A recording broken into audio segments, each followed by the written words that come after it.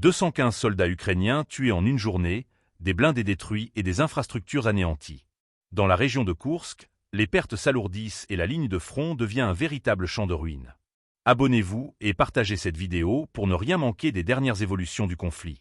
Les combats se sont intensifiés sur l'axe stratégique de Koursk, où les forces russes affirment avoir infligé des pertes considérables à l'armée ukrainienne en seulement 24 heures.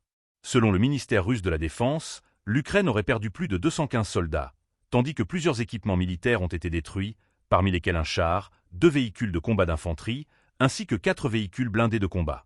L'artillerie russe a également ciblé et anéanti 6 postes de contrôle de drones, affaiblissant ainsi la capacité de surveillance et de coordination des forces ukrainiennes. Mais ces pertes ne sont qu'un fragment d'un tableau bien plus large.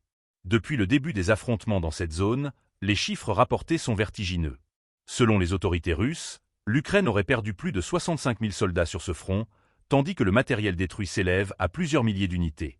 Parmi eux, près de 400 chars, près de 300 véhicules de combat d'infanterie et plus de 2000 véhicules blindés de combat auraient été mis hors service. Des pertes colossales qui témoignent de l'intensité des combats et de la puissance de feu déployée. Les frappes russes ne se limitent pas aux véhicules et aux unités de combat. Les infrastructures militaires ukrainiennes sont également prises pour cible, avec des destructions signalées sur plusieurs pièces d'artillerie, des lanceurs de missiles multiples, dont 13 systèmes IMAR fournis par les États-Unis, ainsi que des radars de contre-batterie et des équipements de guerre électronique.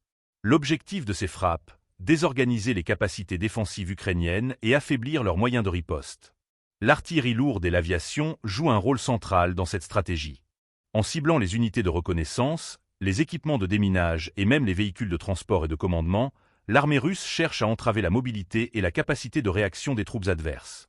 Une tactique qui rappelle les méthodes déjà utilisées dans d'autres zones de conflit.